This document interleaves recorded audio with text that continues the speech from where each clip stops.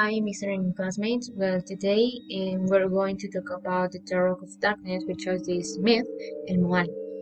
And my group is formed by Juan Collazos Garzón, me, Miranda, Barreiro, Brayan, Sthiven, Alvarez, Moya, Kevin, Sthiven, Tovar, Miranda, and Cristian, Camilo, Diaz, Perdomo.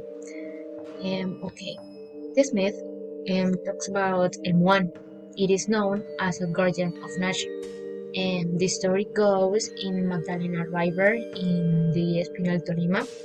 And well, some people said that he used to sing and appeared on the banks of the river, and he had long hair, as you can see here. He was bearded, and he had the gold teeth. Other people said that he was like an evil treasures, and he was laughing, and the Lord of Water.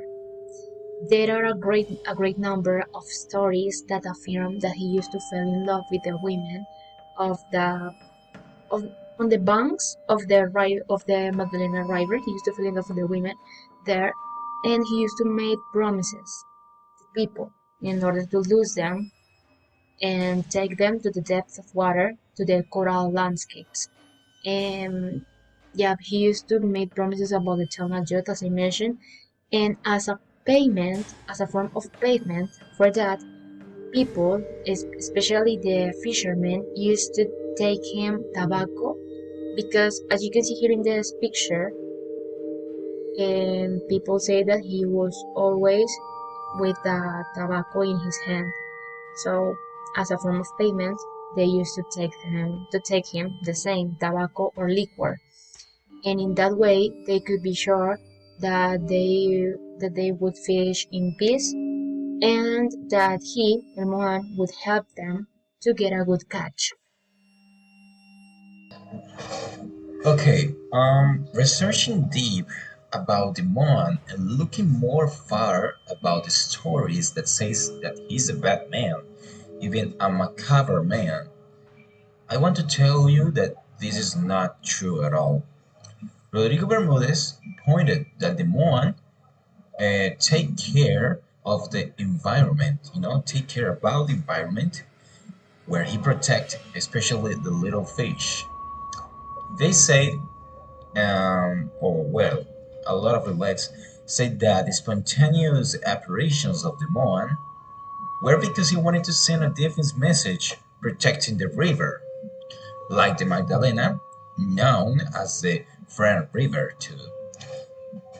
Other important fact about the Moan is that he used to fall in love with young girls, and when we talk about young girls, we are referring to girls that are passing through the puberty stage.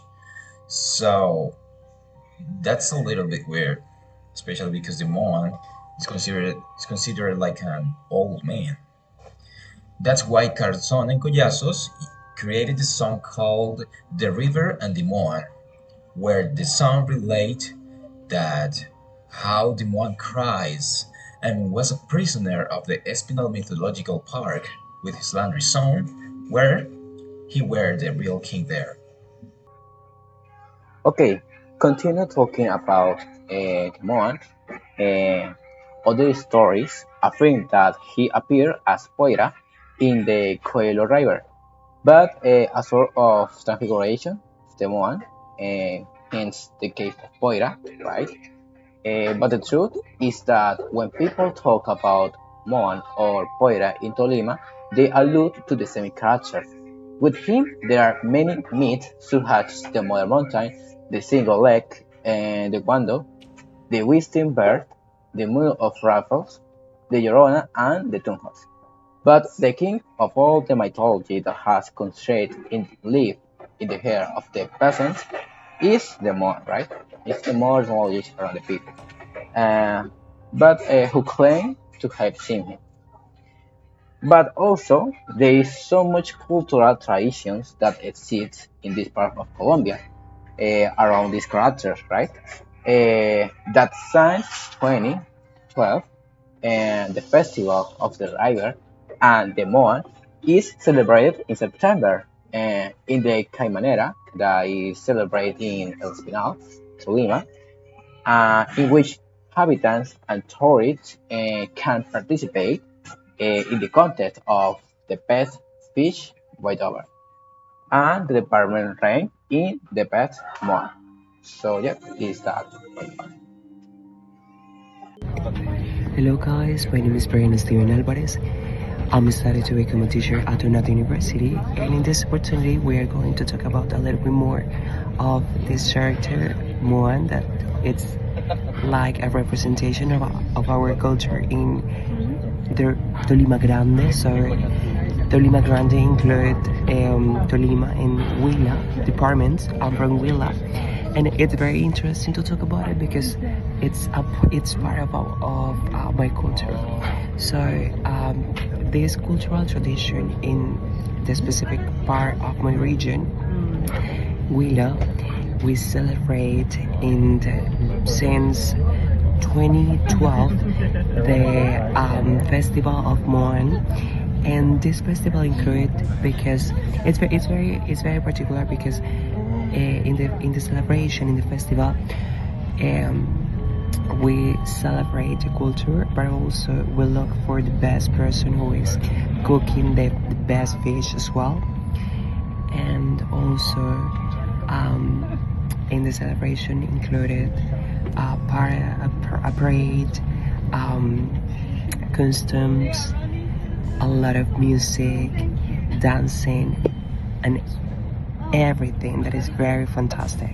So, but particularly about this is that this character is still doing a mystery, because in my point of view, talking about from my experience, I haven't seen him before, but there are people that are looking at him at any time in their life, but it's very hard when you don't know who is. But the person who is looking him in the river, in the Magdalena River, they can see that it's real.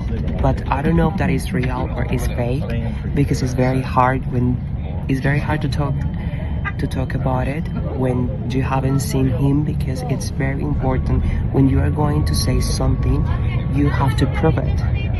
But I love this